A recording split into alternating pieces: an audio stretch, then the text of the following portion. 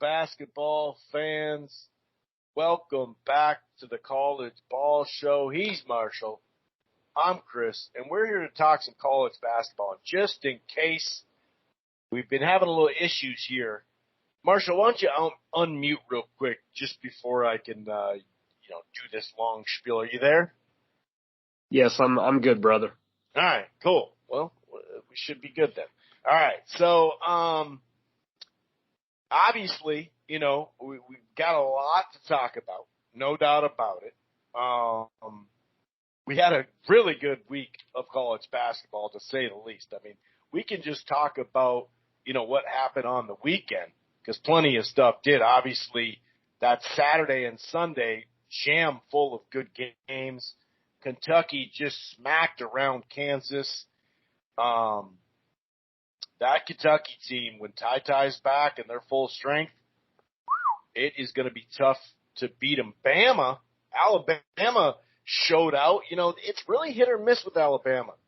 You don't know which one's going to show up. Sure, Baylor wasn't full strength. They were missing their number one scorer, but Bama has some quality wins and kind of some head scratchers, to say the least.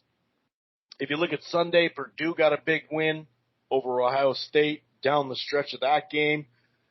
My Minnesota Gophers went down the stretch, speaking of, with Wisconsin, didn't work out, but that Marquette and Providence game, we talked about how that's such a key matchup. It's the two hottest teams in the Big East. They met. It was a really, really tight game.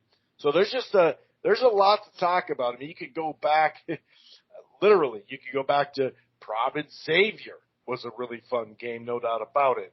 You go back to Monday, actually, when we did the last time we did the show, was a phenomenal double overtime game with Kansas and Texas Tech. So tonight, Duke and Notre Dame. We'll see if Baylor can beat West Virginia at home. They should be able to. But when you look at the schedule, Tuesday, Kansas at Iowa State, Texas at Texas Tech, Wednesday, Wisconsin at Illinois, Villanova at Marquette. The rematch, let's see if Arizona could show up this time. They are playing. They know they're playing Thursday, right? UCLA in Arizona. That's just the week. We're not even talking about some of the big matchups like UConn and Villanova and Iowa State and Texas and Baylor, Kansas. I mean, just chock full of stuff to talk about, no doubt about it. So before we get into this with the preview and predictions and kind of just taking a look at some of the top conferences, if this is your first time listening to the College Ball Show, welcome. It streams live right here on blogtalkradio.com/Rope-A-Dope Radio. You don't have to go to Blog Talk and Rope-A-Dope and download the show directly there. Listen to the browser if you don't want to. You can listen to the College Ball Show under the Rope-A-Dope Radio podcast on Apple Podcast, iHeartRadio, Player FM, TuneIn, Stitcher, Amazon Music. We're also part of the Grueling Truth Sports Podcast Network. While you're at it, why don't you head on over to thegruelingtruth.com.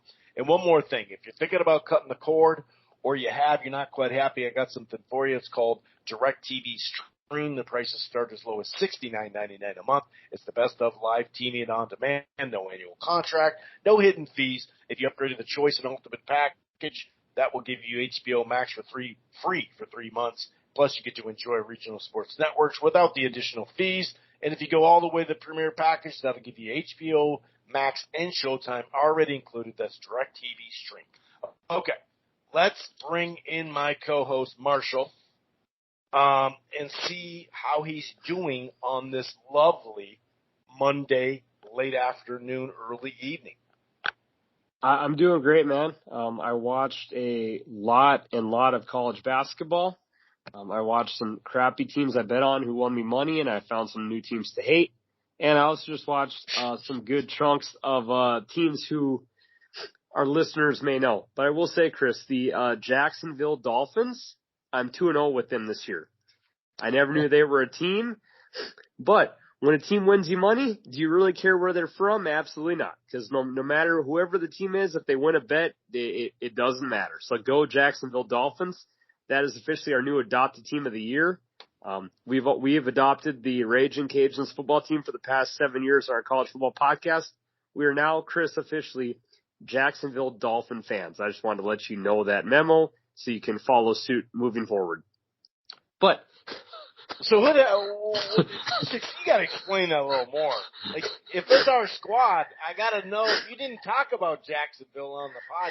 So all right. Well, okay. So I was looking for bets, and of course, again, you're looking for an angle, and right. You're like, okay, if I can find a team with the mascot dolphin, I'm putting money on it. I read a little preview. I had them up on ESPN Plus. Well, honestly, they have two bigs who are both both guys got to be at least 7 foot, and one can dribble, and they actually have on paper, they have a very athletic looking team. Now, clearly, who they play? They played Northwest. The Giraffes or something? They played the Owls. Northwestern State, and they played another school. They're in the American Sun Conference. But I'm telling you, man, they got they got a coach who's subbing people out when they make mistakes on defense. They play a slower pace, but they got a couple of bigs. They're a fun team. I think their gym sits at about 3,000 or maybe 3,000 max. When you watch them on ESPN Plus, there's some room for improvements from boosters, but any team called the Dolphins, they're middle of the pack in their conference. I think they're in 4th place. So I'll have a Jacksonville Dolphins update on our following week's podcast because that's my squad. They're 2-0 in my bets, and I can't help but support the boys down in Jacksonville in their gym of 2,500 people. But they're about 70% that was way too full. Long, and I hope that app gets fucked up again. Okay, that's all I'm gonna say. No, let's get back into the world of not dolphins and giraffes and unicorns. Okay, let's get back to real big time college basketball. And although Ty didn't really have some kind of great game, had some assists and steals, his shot was off, but it's not like he jacked up 20 of them or whatever. The bigs were big, for Kentucky. And Kansas, who, like I said, just got a nice little, dub earlier in the week, about a week ago. Wow. I mean, Kentucky, they were looking like this is Tennessee from 2 weeks ago. They just smacked down what appears to be a pretty good Kansas squad. This team, I'm telling you, man, if they would have had the point guard last time around, when they played Auburn, they would have beat them too. This squad is looking pretty damn good. I know it's late January, though. Well, Coach Cal's got his guys, as he always says, his guys. And yeah, this squad is legit. They dropped 51 on Kansas, and not that I think Kansas is immaculate, but for the most part, when Kansas plays at home, they have one of the better home records in college basketball across the country. So it's rare you see a Kansas team who was ranked 5th give up 51 points in the first half and be down 20. Jay Billis was kind of bitching and moaning about the refs in the first half, saying, "Oh, they're not calling fouls. These guys, this has turned into a boxing match." Well, maybe that was the case, but maybe that goes to show you that if refs are going to swallow the whistle, Kentucky's got some grown ass men. They ain't going to lose. I don't think Texas is a soft team, or they're not the Dolphins. So I don't think they're a joke of a squad. But if Kentucky is if they're gonna play physical basketball and they got the skills, they got the vets, they got the talent, good Lord. And this is also a school who has the number 1 out of high school pick, and they're just kind of waiting for him to come. They're waiting for him to come off the bench. It's okay, so this squad has all these pieces. And if healthy, if Coach Cal brings him back later this year, is the best player prospect in the country. I heard 2 weeks ago he was just warming up in a pregame show. Literally the whole student section came in and was packed to watch him play. And I guess now you are allowed to dunk in pregame. And the dude literally put on a highlight reel show for a pregame show. So this Kentucky team is really effing good. He doesn't have that typical Coach Cal where, man, I got to get my guys ready. And he goes through his typical Chris, 4-game losing streak in the SEC because his kids are too young. he might have some young kids this year, but I don't think Kentucky's going to have that 4-game losing streak where it's like, oh gosh almighty, man, we got to learn how to win. They already know how to win, Chris, and they've been having some really good wins so far this year. Yeah, no doubt about it, man. They got they got just a plethora of talent, and like you said, it's a good mixture of young and veteran leadership. And it reminds me minorly of that team that looked like it was coming into form in March 2020 that we never got to see that tournament quite play out, as we know. But yeah, it's you just don't normally do that. Like you said, to be up 51-31 at half on the road against the Rock Chalk Jayhawks, in Allen Fieldhouse, that's not not a normal thing. To say the least. I mean, that was an impressive matchup or, win. I was watching a good chunk of Tennessee and Texas. And it was, let's see, 27-25 at half. Texas was up. It appeared though that it was starting to turn. Tennessee looked like, okay, they're going to start to take over the game and win the game. Okay, this is the time. Okay. And they just couldn't quite do it all. And Texas just kind of hung in there, grinded it out. They didn't get much Tennessee out of their starting lineup. Really didn't get – they had a guy score 11 and somebody score 12. You know what I mean? Which obviously you're only putting up 51 and 52. So you're not going to have like a bunch of, major scores. But Texas kind of, they shot the ball. It's kind of like they outplayed them a lot of the game. And that just rings true. They had way too many turnovers, Texas did. But, at least they shot the ball really well. It's crazy, dude. 54% there. Didn't take a lot of threes, but, 44%. They struggled on the line, but lucky for them, so did Tennessee. They struggled mightily on the line. That's kind of where it was. And obviously from 3-point land, 5 of 18, but really only 2 more, was Texas. So it's not like I don't know that to me, it seemed like, okay, Tennessee's going to do this. They're going to finish this one out, but Texas hung tough. I got to give them credit. Oh, the first half of this game was literally the cliche of watching paint dry. These teams are both good at defense, but neither is a legit contender just because offensively they're both really bad. And if you're watching the game, the announcers we're giving the teams a lot of credit for, hey, like these teams play good defense, but for like 10 minutes into the game, the score was like 12-6. And Texas didn't score for like 5 minutes, and Tennessee didn't score for 5 minutes. So I've watched college basketball long enough to know that, okay, a team can have a great defense, but that doesn't give a team a reason to not score for 4 to 5 minute bunches. So it was a fun, competitive game, but both of these teams got to figure out something to have a chance to compete in March. Now, defensively, both these teams are probably top 20 in the country on defense. So that is encouraging. That could let you go on a deep run in March. But if you can't score, you're not going on deeper. Maybe you can win. Maybe you make it to the Sweet 16.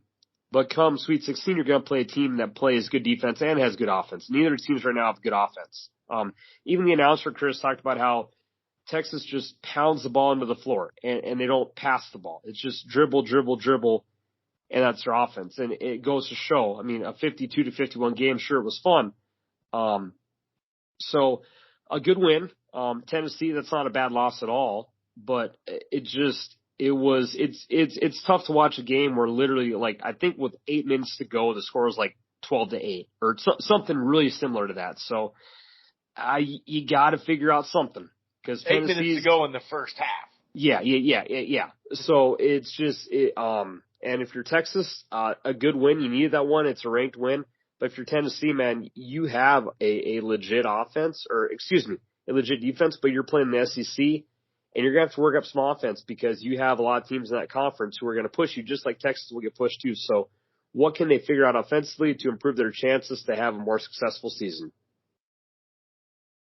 Yeah, that's a good way to put it. That sums it up. Now Baylor in Alabama, it's been kind of all over the place played, and it was a close game at half, and the first maybe 5 to 10 minutes, Bama started, adding to their lead. I think they stretched it to like 10 or 11, something like that.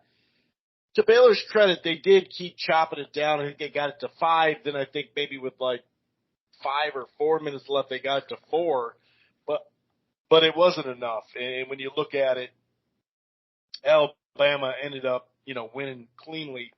And it's kind of funny because, I was kind of looking into their resume and looking at their wins and losses. And right now, the Crimson Tide are tied for second with most Quadrant 1 wins in the country.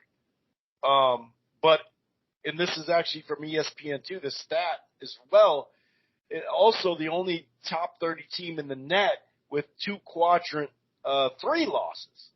Not Quadrant 2, but Quadrant 3 losses. So it's all over the place. Like when they play a Quadrant 1A opponent that they're 5-1, and everyone else they're like 9-6. So they do, like it actually says in this article talking about, they do rely on the 3 a lot, no doubt about it.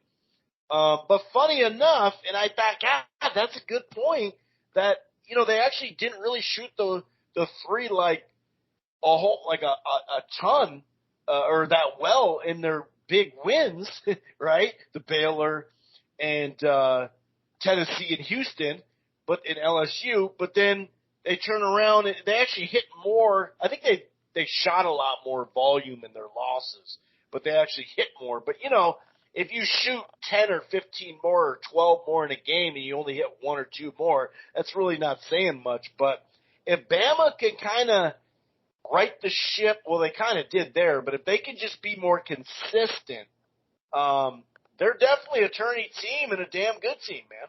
Good program right now for them because they're on the up and up as a program, really, Yeah, well, and like you said, their schedule it makes you shake your head.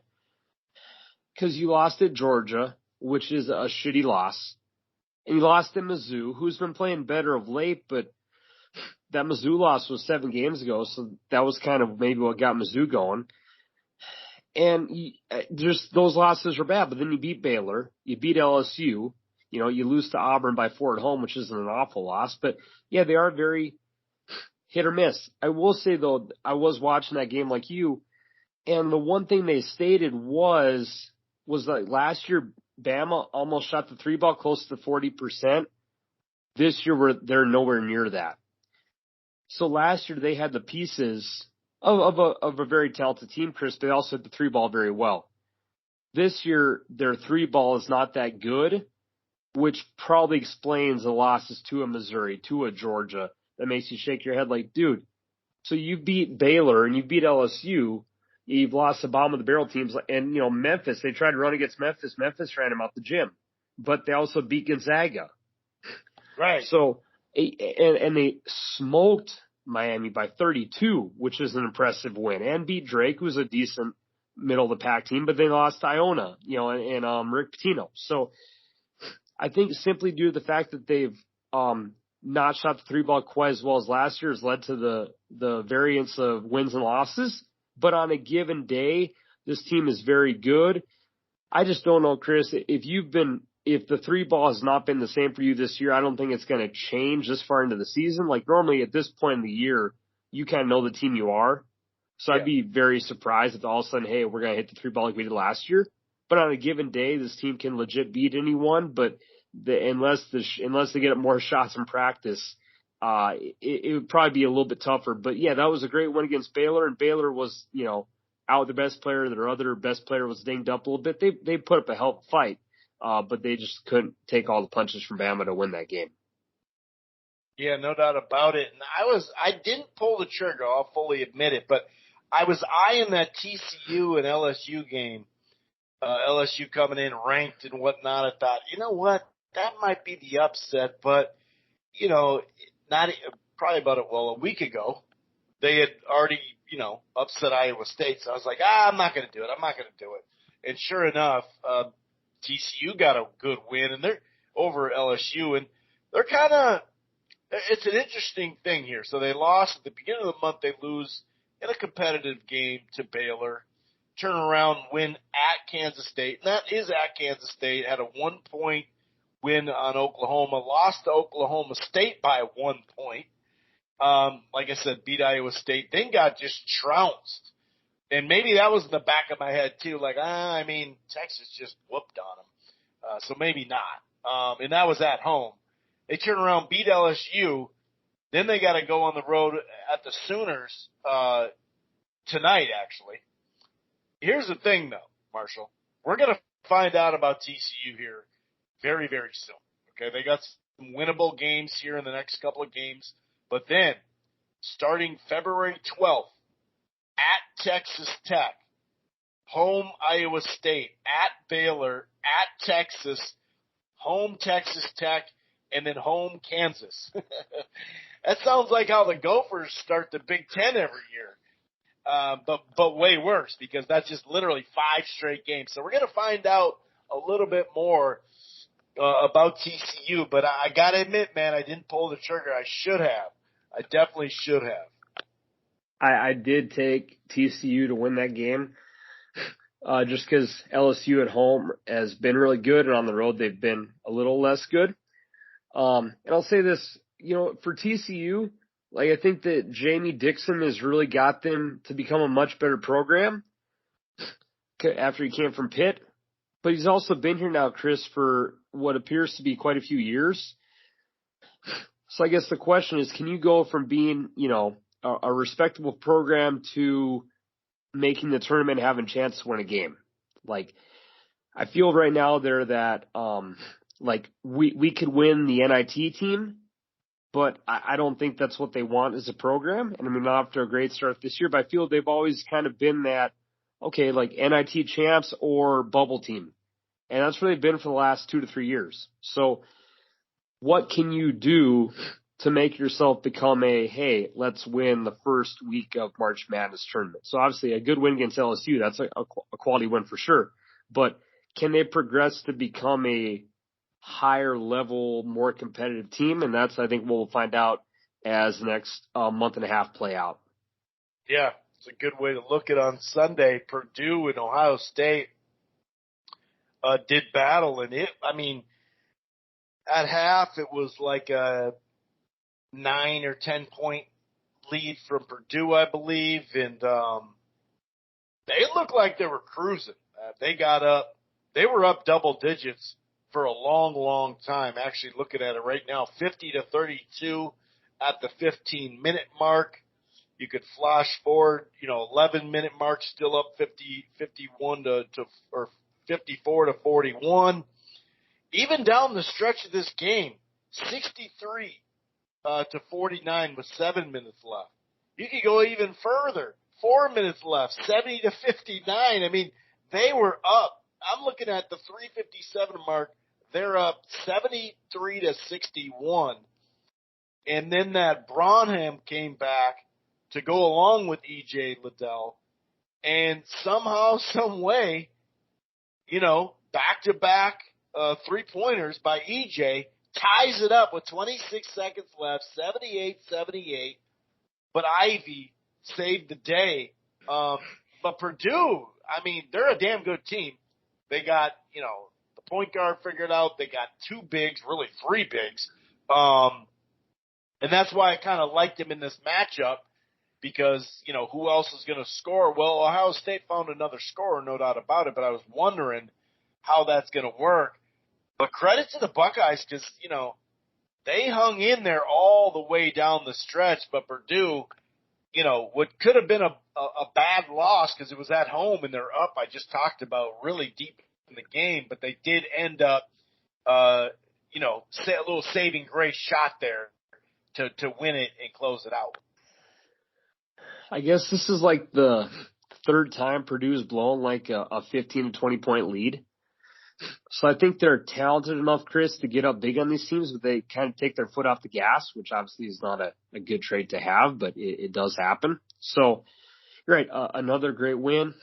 Again, just a handful of weeks ago, this team was ranked number 1 in the country. Clearly, as of now, they are one of the best teams in the country.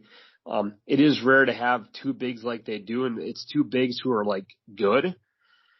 I did watch a lot of college basketball this past week, and I've seen a lot of bigs who I would not say are good. They're tall, but just because you're tall in college basketball doesn't mean you have a post-up move or you have a shot or you can make a rebound to save your life. So, Creighton's bigs.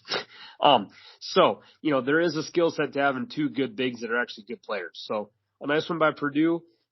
Obviously, they're still in the race to win the Big Ten. Obviously, they're ranked sixth. They might even go up. They might even get up a spot today. So, yeah, that is a great win in Ohio State. They've been going through a pretty tough schedule here to start with the Big Ten. But as we said last week, Chris, pretty much every team in the Big Ten has spurts in your schedule where your schedule does become a beast.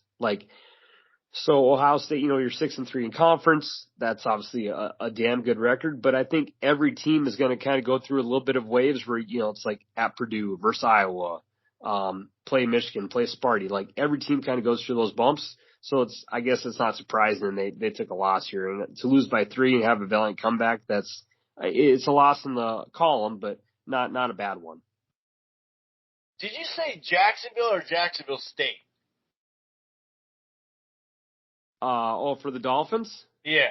It's Jacksonville. Okay. Yeah. I was like, wait a second. It's just forget it. It was gonna be I was gonna be like, what are you talking about? Their name is something else because I thought you said Jackson State. Okay, sorry. I just find a way to make fun of that new team that we have. That I had no clue. I just wanted to be part of it. You just announced it on air. Like, we got to talk about this off air. I don't know if I'm down for this. But Providence. Yes, sir. Man, we talked about them. That was a slow start, no doubt about it. 29-23 Marquette up on the road. But they turn around 42-34 and just grind out, Nate Watson really put an emphasis on the game there. But Providence is just finding a way to get the job done. 57-53 over UConn. 70-65 over Seton Hall. They got just trampled somehow, some way at Marquette. But since then, no looking back. They beat Xavier on the road 65-62.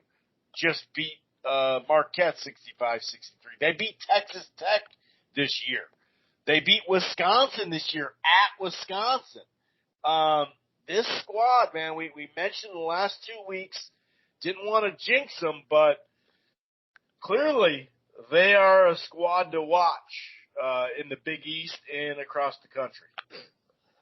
The sabermetrics people will say they're the luckiest team in the country, and eventually they're going to fall down their face.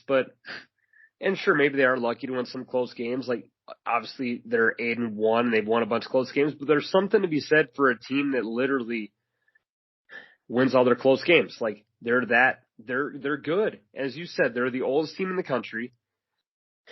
I know for a fact they have one of the best bigs in the country. Watson's a beast. That dude's pretty much a guaranteed double-double every game. I guess he only had 6 rebounds last game, but he's one of the better centers in college basketball. And Durham's a guard that's a great player. Horchler's their spot-up shooter. I'm biased. I like the Big East. They're one of my favorite teams I support in the Big East, so I'm happy for them. But they're a good team. Like, to win 8 games, to be 8-1, and I would say probably the 4th, or if you had to stretch it, 3rd best conference in America. Like, okay, like, you have a legit squad. So good for them. 18-2. You've listed off a lot of quality wins that I would look good for almost any resume. So that's awesome. I'm happy for them. And to give credit to Marquette, who they did lose, and it was a hell of a game. But Marquette, up until the loss, was the hottest team in the country probably. Because Marquette they went from being the 90th ranked team in KenPom, which is if you don't know, it's the ultimate how you grade teams in college basketball. It's the number 1 ranking. But they were 90th and got up to 29th. They beat Providence, beat Georgetown, beat DePaul, beat Seton Hall, beat Villanova, beat Xavier, beat Seton Hall, and then just lost to Providence by 2. So in the span of a 7-game win streak, Marquette went from being like 90th to like 29th. So Shaka Smart, who again was good at VCU, you probably say failed in Texas, now has a team who is ranked again and shot up 70 spots in rankings. So they're having a hell of a year too. So again, this Big East is a lot of fun, but dude, go Providence. I hope you keep winning games, whether they're by luck or by skill. Good for them. They're a fun team to watch. And just to add to what I was saying about the, how old they are, and this isn't like pro basketball or pro sports old, right? This is good old, really. The Friars have 5 graduate students on their roster for the first time in program history. Those players have a combined 549 games played. Jesus. Yeah, so I mean, that's why you win close games. Exactly. Literally. Yep, and it starts to, as we know plenty of times, it does pay off in March and April. A lot of times we look at these young teams, even like a guy like, and I'm not pointing them out just to, piss on him, but a guy, we've seen plenty of Durant come through. They got to the Sweet 16. Plenty of teams, and they had a good club. They just didn't have much of a bench, but, yeah, man, this is going to be interesting to watch how that goes. They're in a damn good conference. So we'll see how that goes. Real quick though, last Tuesday, UCLA just smacked Arizona around. They were up big throughout the game. I think I read someplace that they held them 30 points under their average or something like that. Obviously there is a rematch coming though. So we'll see. That same night, Illinois got a nice win, 1-point win, 56-55 over Michigan State. Michigan State had been playing really well just in general, but even in that game, Kentucky had Mississippi State in overtime. So yeah, overall, any other items that you want to talk about? Some game that you want to talk about, or maybe something about Dolphins or anything like that? Like I said, we'll have an update on how our Dolphins do this week. Besides that, I guess USC. They're kind of a weird team just because they've been ranked high, but they can't beat Stanford. Like they were 17-0, and now they have 3 losses in the Pac-12, and 2 of those losses are to Stanford. So basically, they're like 18-3 now in the year, and 2 of the 3 losses are against Stanford. So besides Stanford, USC is like a top 10 team in the country. So that's kind of hard to say. Like, how legit are they? Along with UCLA, who you mentioned is very good, and Oregon, who on a given day can beat almost anyone in that conference, is potentially good too. So I'll be very curious to see kind of how the top teams in the Pac-12 play out, because you have Oregon, who's hit or miss, along with USC and UCLA and Arizona. So that'll be a fun game, as you said, to watch on Wednesday, Chris, when those teams have a rematch. And USC, they got some lottery picks, but I guess just stay away from Stanford. Yeah, right. And in literally about 15 minutes, Duke at Notre Dame. And it's funny, that thing's back up to 5 now. You said 5.5, didn't I say 4? Yeah, it's you did. 5 now. They listed it. That's kind of weird. There must have been an error or something like that. I've noticed ever since the major cutbacks on ESPN in general, whether it's the writers or whatever, you know what I mean? They obviously turn their website into more of a video thing, but they have all sorts of errors on their website now. Like I mentioned earlier, we'll see if Baylor can kind of just get a dub there. Kansas at Iowa State. Will Iowa State, get the dub at home? It's always a tough. That place is going to be bumping. But Kansas is going to be a little desperate right now, a little embarrassed. They got to dry their eyes from what just happened. I actually like Kansas. Hey, hold on. There was an injury in that game. I don't think it's anything major, though. God, what am I missing? Something in the back of my head's telling me that someone got hurt. I can't remember. But anyway, I'm going to go with Kansas to beat Iowa State in that one. And then I like Texas Tech that same night. We'll keep it Big 12 right now. That same night, Texas Tech and Texas plays. I like Texas Tech at home. They're really coming into form as well on Tuesday night. Yeah, what about those two games? And then I think Illinois is going to beat Wisconsin. And that Villanova-Marquette, dude, that is going to be a damn good game on Wednesday. All right. So, for Texas Tech, I got to take Texas Tech. After watching Texas's offense, I cannot bet them to win on the road.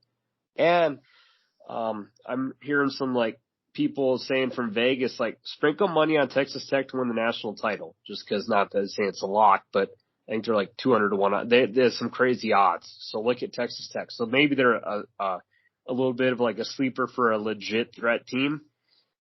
So I'll take Texas Tech to win. And normally I'll have to DVR because I have a game tomorrow night, but I always love watching Iowa State Kansas because that's normally a really fun game, especially at Iowa State. Yeah.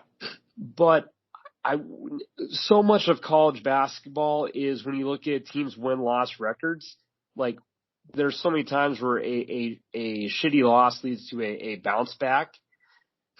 How can't Kansas bounce back after getting one of the worst losses in Fog Allen? Like that, I think it was like the 6th worst loss Kansas had in their home arena, just to show how good they've been there for how many, 50, 60 years. Right. And again, I hate saying this, so I'm not officially making a pick, but I would venture to assume Iowa State will lose tomorrow night. Okay, I'll phrase it that way. Iowa State, I think, will lose tomorrow night. I think you're calling it to being a politician. That's kind of really sound like you own a company. You just don't want to offend anybody. So I just don't know. That's fair. That's just North Carolina, a top a tipping top program coming out of you. I get it. Kentucky, Kansas, Duke. I understand. That is true. And also, Tuesday, God, I'm gonna have to set the DVR for a couple of games. Yeah, seriously. Because also tomorrow night I'll be home for the end of it. But Bama at Auburn. Auburn's undefeated still, number 1 seed, 20-1. Bama again on a given night can put up a good fight. Auburn just beat Bama by 4 in Tuscaloosa. So now Alabama might try to return the favor. Again, I don't think they will at Auburn. And again, especially highs and lows of college basketball. Bama's coming off a huge high. Now, obviously, they have a rivalry game against Auburn. It's maybe not quite the football rivalry, but it's a rivalry. But still, you beat Baylor, you played lights out, you had a hell of a game. It'd be really hard to regroup, go to where Auburn. I was thinking of the name of the city. Well, Auburn is the name of the city. I'm an idiot. To go to Auburn and then also beat them too. I don't think you can beat Baylor and Auburn in the same week. They'll probably try, or I should say in 7 days. But I would take Auburn to win tomorrow night. But that should be a fun game. So yeah, tomorrow night's a great night of Auburn, Bama, Texas Tech, Iowa State, Kansas. Carolina goes to Louisville. I mean, that's not saying that's as good of a game, but it's still like it's a legit regular day of the week game. Yeah, that's a hell of a slate, man. That's some good basketball tomorrow night. And speaking of slates, so Alabama, obviously we know we talked about them beating Baylor. You just broke down that Auburn game. Then they got Kentucky after that too. It's at home. Who? It's like Alabama. Jesus. Yeah. Good God. And they got to play Kentucky again like a couple of weeks later, like 3 games later. So yeah, that's the NCAA saying, you know what, Chris, dude, we know you got Nick Saban, but screw y'all's basketball boys. Like, we're going to stick it to you for the schedule because y'all win enough in football. There is that's the thing that they're messing up. They're beating the good team. When you lose to the good team, it doesn't hurt you. When you lose to the bad team, that's when it hurts you. True. Yeah. But their schedule's deep, dude. I mean, I'd like to, at the end of the year, or even coming into March, after February, we'll see who's got the best resume, win, lose, or draw. Because right now, dude, Alabama, dude, so you think Ukala is going to win a close game against Zona, or you think Zona's going to be like, we got too much pride to get beat down like that? You're now in the desert. It's time for payback. Because I kind of think Ukala is going to steal one late. It's going to be down to the last 90 seconds or something like that. And they're going to, or 30 seconds, something like that. Within that last couple minutes, maybe winning at the free throw line could have put it away by like 3 to 5 points. I think the teams are too evenly matched, and I think that Zona obviously didn't play their best basketball. So I think that Arizona bounces back with I'll say a double-digit win. I think they return the favor and they get a nice win over UCLA. Okay. So Saturday, dude. UConn at Villanova. And there's other good games that could be upset. Indiana could upset Illinois, for Christ's sake. Iowa State at Texas. This thing is packed. Michigan's not as good this year right now. They did get a nice win, but they're down this year. But Baylor at Kansas, like we mentioned, hopefully, oh boy, will be back, their leading scorer. Dude, yeah, USC, Arizona, man, this thing is packed. And like you said, Kentucky, Alabama. And you know who for me. Oh, yeah. And then talk about, this is going to be on my under the radar. This is going to be the under the radar game, Duke and North Carolina. You son of a bitch. I remember a couple of years ago when there was like we weren't really talking about it, right? But sure. This year it feels like we're really not talking about it. That's fair. I'm just saying. That's weird. Now don't get me wrong, the game will probably be fun to watch because of the rivalry, and it is at home. But I don't know, man. What seed do you think the Tar Heels will get in the NIT, though? I'm just kidding. I mean, hey, they're not having a great year this year, but they're also 15-6. They're 7-3. I mean, okay, so they've lost to Purdue, not a bad loss. Lost to Tennessee, not a bad loss. Lost to Kentucky, that's okay. Lost to Notre Dame, that's okay. Lost to Miami, okay. They lost at Wake. Who they beat? Can we go over the stuff they beat? Because it sounds like a lot of resume there, but they just can't stop anybody. No, they beat Michigan. In football, or what are we talking about? They beat Michigan. They beat Virginia. Okay, they don't have any quality wins. NIT. Yeah, that.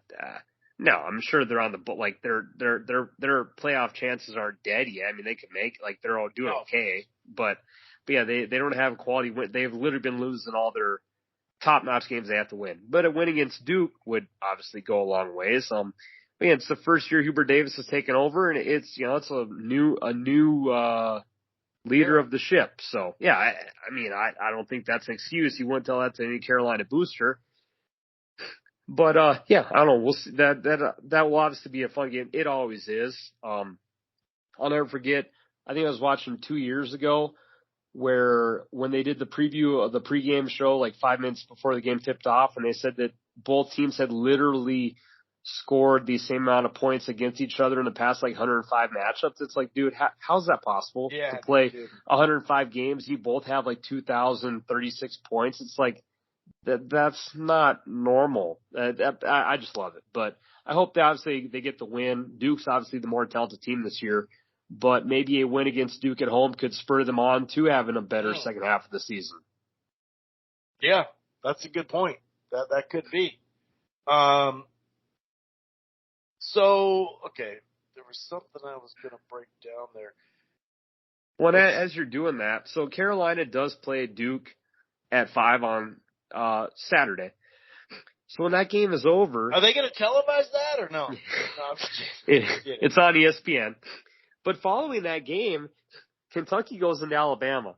All right, so you're Alabama. Hey, dude, you took a punch from Baylor. You got to win. You're about to get punched again Saturday at home, and if they can get that win too, dude, I'll give you credit. I don't think Kentucky gives a shit where they play. They walked into Fog Allen and beat them by they were up 23 with a couple minutes ago. Kansas got a couple of cheapies. But Kentucky ain't going to be afraid of Tuscaloosa. But, dude, if you're Bama, man, talk about enjoying life if you're a college student. You get to face Baylor. You get to face – you've just had Auburn. You get to play Auburn this week. And you get to host Kentucky. That's a lot of fun basketball, but I don't see Kentucky missing a beat, especially if that Ty Washington's healthy. The boys are in a groove.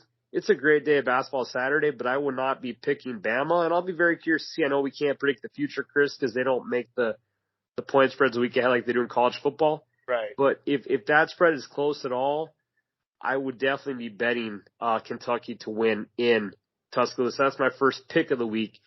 Take Kentucky, whatever it is. Maybe it'll be Kentucky -1 or 2, something like that. Take them to win in Tuscaloosa.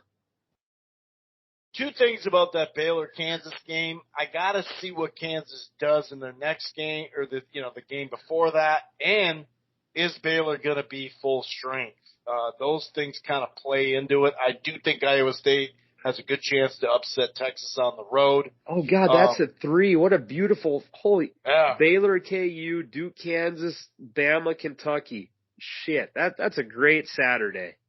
Yeah, I mean, I think ESPN had, because there was boxing at the end of it, but they had 5. They had what's a quadruple head? Like they had a Cinco header. No, really though, they had 5 games in a row, and then it went to boxing. It was pretty freaking crazy. That's awesome. So this is what it is. Okay, so BYU is on the up and up this year. Supposedly, this conference here is starting to look like it did.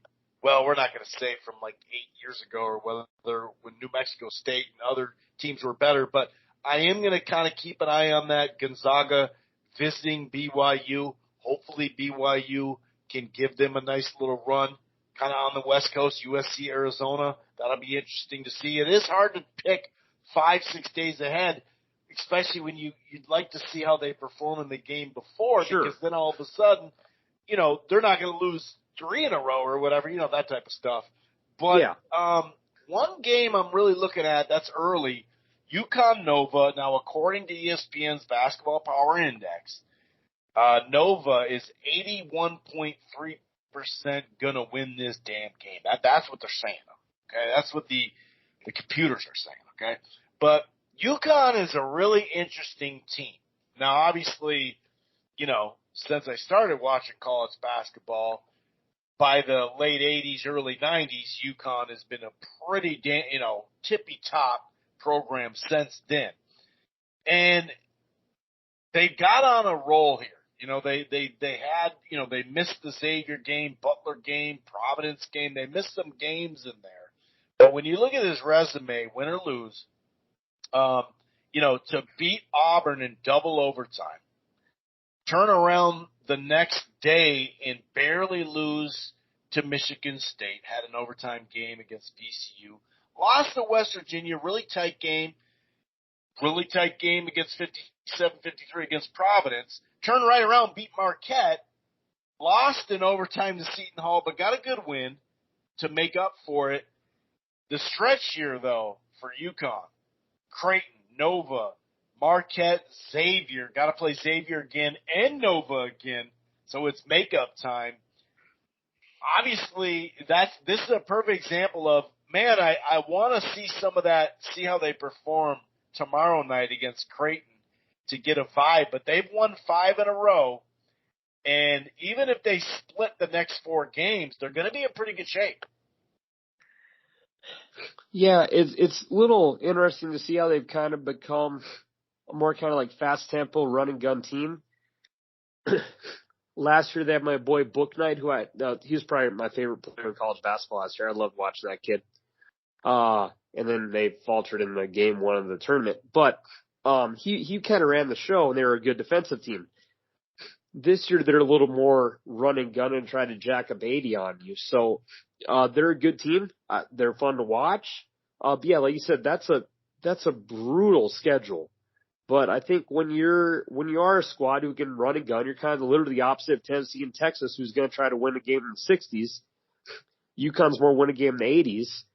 But I think with the stretch you mentioned, Chris, if you can go 3-2, that's probably a pretty good run through that gauntlet of teams you just mentioned. So if they can do that, when we talk about them, near the end of February, hey, you're looking like you're tournament tested, you're good to go, you've had some quality wins on the road and at home, like, let's go. It'll be, that's a gauntlet, but the same thing applies for whether it is the SEC, which Bama's going through, or the Big 12, which Kansas is going through, or the Big East. Like, with these top 4 conferences, I would say along with the Big 10, like, every team has that stretch of 4 games. You're like, dude, we don't get a break. Like, who Right. did this to us? But in fair is fair, every team goes through that. Now, again, obviously right now, Bama's going through the ringer, and obviously that Big 12 SEC cross conference didn't help them much.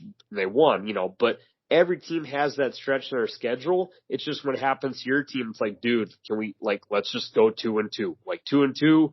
Then we get a little bit of a cakewalk against a lower tier team, which is scary for the mental mindset of it. But yeah, so that they're going through their gauntlet. So how they perform, we'll see. But yeah, they've been kind of quieter news in the Big East, but they're having, like you said, a really good year so far. Yeah, it's kind of like, it sounds like me and my Timberwolves right now. If they can go 2-2 during the stretch and then go 3-2 or 4-1 in that game of winnable games and whatnot. Exactly.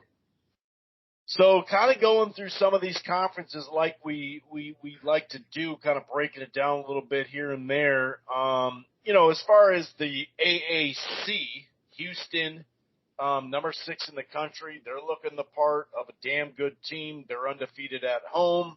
They've won 10 in a row. SMU is 7-1. We'll see if they can, do something there. Davidson's another team that a lot of people are talking about.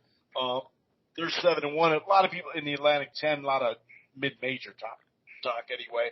And here I am talking a bunch of stuff about your Tar Heels, and they're only a game out of the ACC.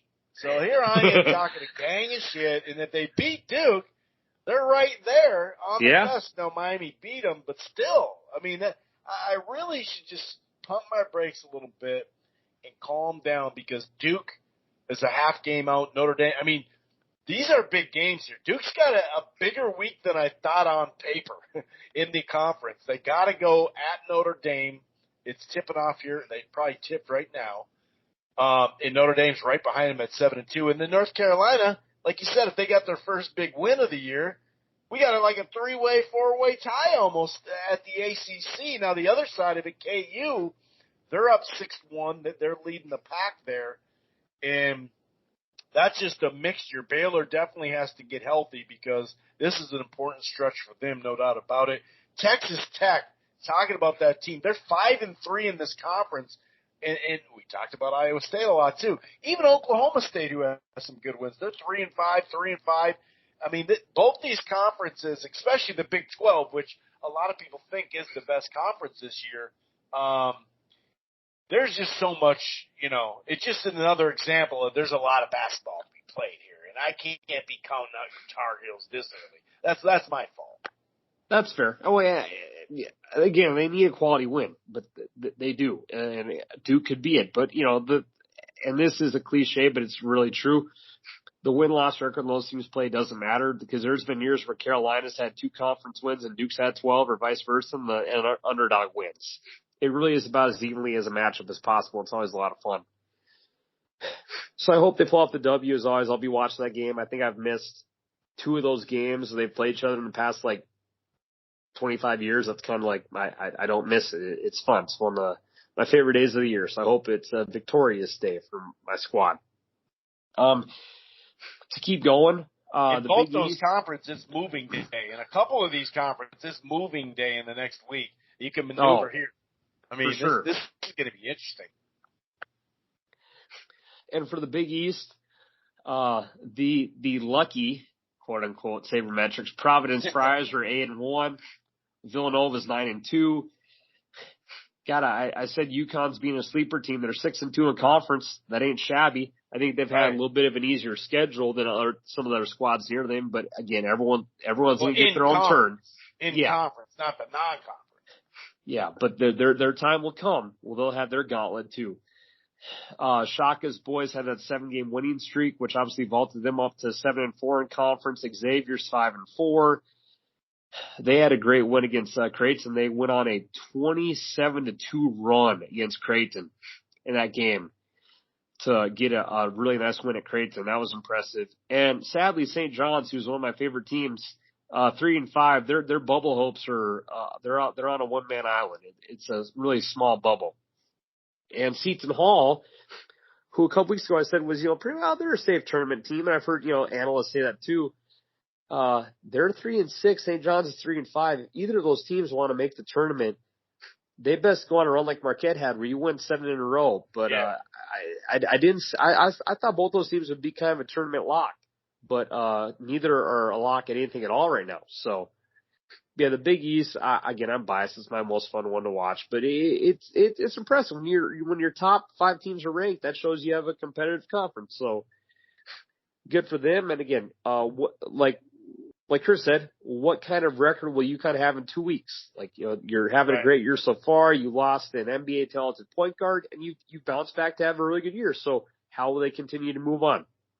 Yeah, and that moving week continues in the Big Ten because you got Wisconsin and Illinois playing here soon, 8-2 apiece. Purdue is actually – we're going to find out how good Michigan is because they got to play Michigan twice in a short amount of time. I've seen Rutgers and Indiana play. They're pretty good, sitting at 7-4 and 6-4. Michigan State had that nice little run. They finally, took an L there, but it was tight. It was at Illinois, even though it felt like they probably should have won the game. But, it's nothing to be, worried about. Purdue, who, 2 weeks ago, or 3 weeks ago, they're the number 1 team in the nation, 7-3. So Big Ten is just, but like I said, the top two teams right now are going to play. So this whole moving week continues. The same with the Pac-12 because, Arizona needs to make up for it. And USC can't be taking too many losses because they're 8-3. And they got some, Oregon, who I don't really know about them right now because they've had some good performances and some bad. They're 6-3 in the Pac-12. But as far as the SEC, it's Auburn, Kentucky, and then some solid teams after that, it does appear. Maybe Alabama at 4-4. Like we said, they really need to get this right here because they're 4-4. Same with LSU. They need to get a dub. Man, these conference races are going to be fun to watch. Yeah, the SEC it's getting there. I did watch Arkansas play a game this past week, and good God, they played Ole Miss. And you want to talk about, again, I said it was watching paint dry with Tennessee and Texas. The Ole Miss Arkansas game was probably even worse. That was hideous basketball. Yet Arkansas this past Saturday at home looked like a massively different team.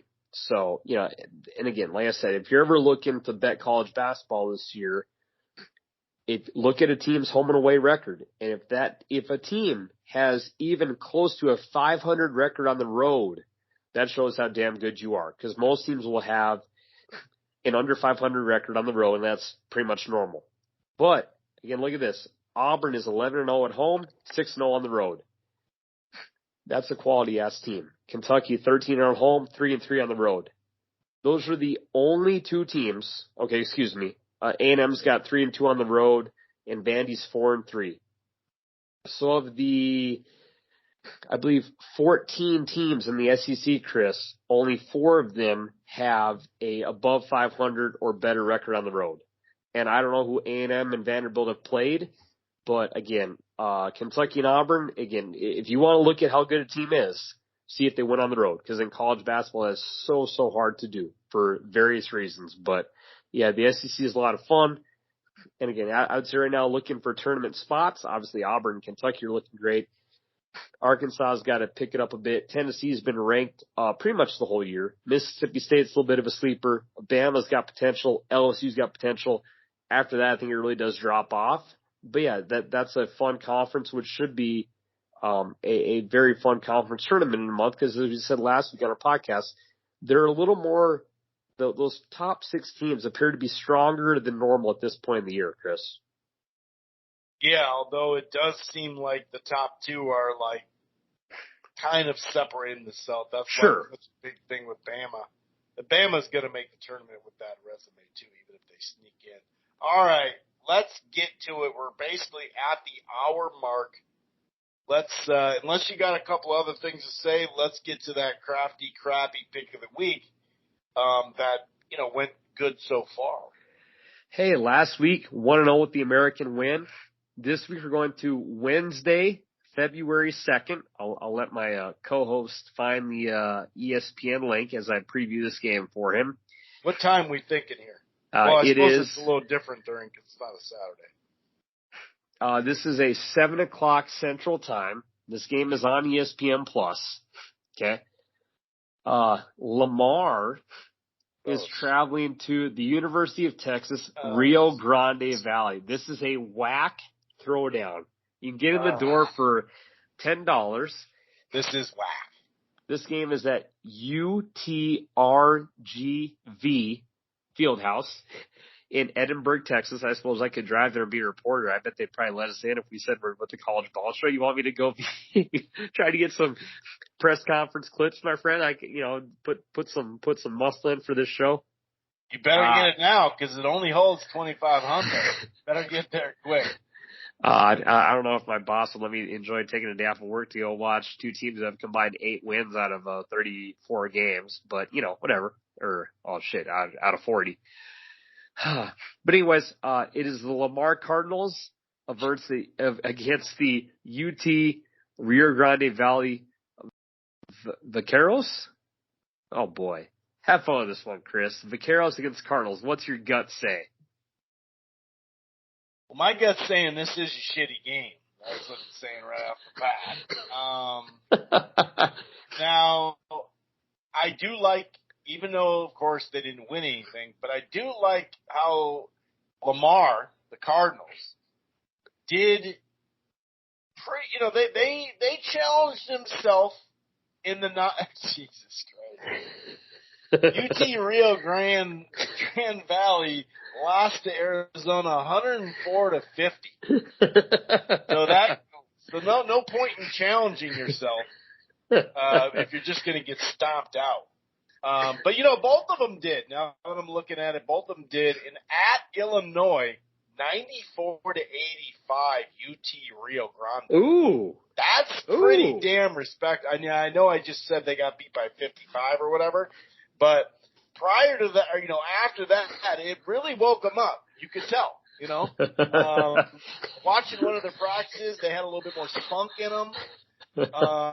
They can't defend worth a shit, but they do score at a higher rate than Lamar, and 45% to 40 as a team. That's a big deal. So I'm going with the home team because obviously you don't just walk into the UTRGV Fieldhouse and act like you can just get dubs, like they're handing them out. They're probably handing out free beverages and popcorn and stuff like that just because they're happy you showed up. But yeah, I'm going with the home squad, UT Rio Grande Valley, baby. Just going into the valley has got to be intimidating. Well, on that note, that game is on ESPN Plus. It's a 7 o'clock game in 49 hours from now. So if you want to set your DVR for it or your iPad to watch that game, let us know. 2-0, baby. 2-0. We're going 2-0 with the Vaqueros. So on that note, thanks for listening to the podcast. Again, we have an incredible Saturday to talk about. So tune in next Monday. We'll have a breakdown of a lot of fun games and hopefully start out the show with a Carolina victory. So until then, stay safe. March Madness is not far around the corner. We're about 6 weeks away from having a whole lot of fun in our life and basketball fans. So the boys are out tonight. Peace.